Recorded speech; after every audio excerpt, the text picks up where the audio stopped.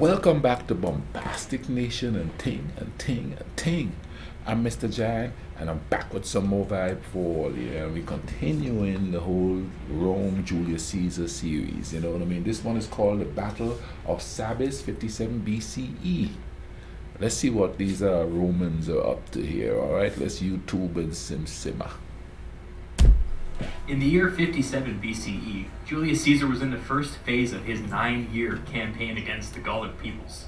He had had some early success against some of the initial resistance, and managed to march his army far enough north to finally come into contact with the Belgae, whom he called the bravest of all the Gauls. His first encounter with these people happened when he and his army were encamped on a large hilltop. After hearing about Caesar's victories to the south, an agreement had been reached among the Belgae tribes to put aside their differences and meet this new threat as one. Unannounced, a huge Belgae army descended on his position. The two sides sent their cavalry forward for some light skirmishes, but the main forces kept their distance. Caesar, not wanting to abandon his strong position, deployed for battle way up on the hillside. The Belgae deployed at the bottom, just on the other side of a small swamp. These were good defensive positions, and both sides knew it. The two armies would start to get into a pattern, where they would both deploy and just stare at each other all day. This went on for a while. The Belgae came with enough food to last for a handful of days, but this was quickly turning into a siege. The tribes held a late-night meeting and put the matter to a vote. In the end, they decided to go home and resupply, but vowed to return if Caesar took any aggressive action.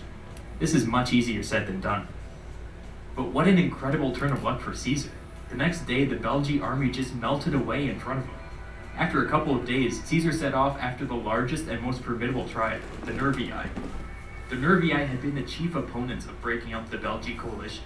After some negotiations, they convinced many like-minded tribes to stick together and form a new, smaller army, totaling around 75,000 men. They knew that Caesar would be coming after them, so they took their time choosing a good battlefield. They settled on an area intersected by a river called the Sabis, which was only about 3 feet deep and was nestled between two small hills.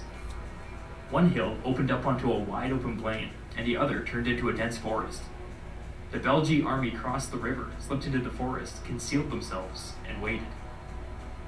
Caesar had with him somewhere between 30 and 40,000 men, split into 8 legions. He suspected that the crossing of the river Sabis may be contested, so he made his approach with caution. He set up a screen of cavalry and skirmishers to both scout ahead and act as a shield for the main force. He then had his most experienced legions drop their extra baggage and move up to the front, while his 2 rookie legions picked up the extra weight and stayed back, advancing with the baggage train. When the Romans arrived at the river, they didn't see any Belgae. Caesar decided that this hill, protected by a river on one side, was a good enough defensive position, so he had his men start to encamp for the night. The cavalry and skirmishers crossed to the other side of the river to scout ahead, as the infantry started fortifying the hill. Remember, the Belgae were already out there, silently watching from the tree line. Oh, wow. When the Roman scouts got close, a signal was given and the Belgae attacked all at once, catching the Romans completely off guard. The cavalry and skirmishers immediately retreated across the river, desperately signaling to the main Roman army that they were under attack. The Roman infantry were all split up and busy setting up the camp for the night. Some were digging trenches, some were setting up tents, some were gathering firewood. Before Caesar even had time to sound his trumpets, his legion commanders were running around grabbing soldiers from random units and throwing them into ad hoc lines of battle. In no time at all, the Romans went from total disarray to having a disorganized but workable defensive line. By the time everybody was in position, the battle had already begun on the Roman right flank. The Belgae were immediately in danger of enveloping the line, and the Romans were giving ground. Some of the men dropped their weapons and began to flee.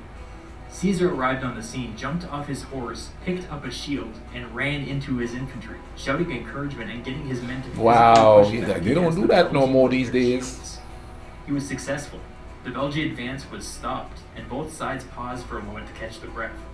Caesar took this opportunity to quickly redeploy his men into a defensive square formation in order to avoid being enveloped on the right for a second time. Meanwhile, on the Roman left, 2 legions had charged downhill into enemy lines, and they were doing quite well. The Belgae forces on this side seemed a little thin, and the Romans were able to keep pushing all the way across the river. Once across the river, the Belgae collapsed into a full-on rout and fled into the woods. The ease of this victory must have made one of the legion commanders a little suspicious, as instead of joining in on the slaughter, he had his men turn and double time along the bank of the river back towards the Roman right flank. And on the right flank, the Romans were still in a fight for their lives. At some point in the fighting, a large number of Belgae had been able to force their way around the Romans on the right, and had started to make their way up the hill towards the Roman baggage train. Imagine the surprise of these two rookie legions when this huge Belgae raiding party crested the hill. Meanwhile, that legion from the Roman left finally made it all the way to the Roman right, and discovered that the right was in danger of being totally overwhelmed.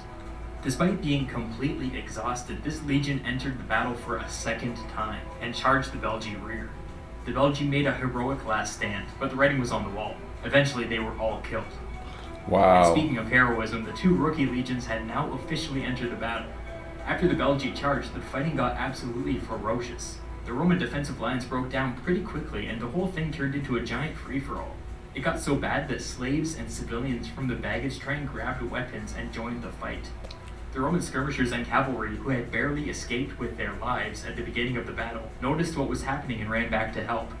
It was a long, bloody fight, but the rookies held their own, and eventually these last remaining Belgae surrendered to them.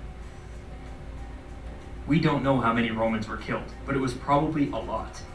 4 of Caesar's 8 legions had been overrun at some point in the battle.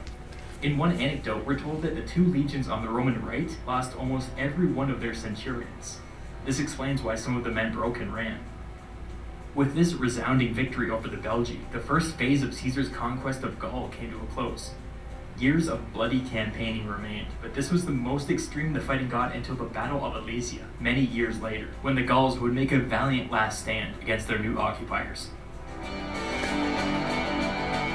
Man, this was a quick video, but man, this was just a battle. You know what I mean? This was just a telling of a battle, and yeah, the quick thinking in war, man. You know, that one Roman legion, instead of chasing to totally annihilate the Belgians, what they call them, went around on the side and came to help. You know what I mean? Quick thinking. That's a good military mind right there, man. This was quite interesting. You know, just to see a pure battle. There was no politics involved in the vibe there. They just went out and battled. You know what I mean? But you know, thank you all for watching this with me. You know, I'll leave the link in the description as usual for you all to check this out. Hope you all are taking care of each other. All right. Cool runnings.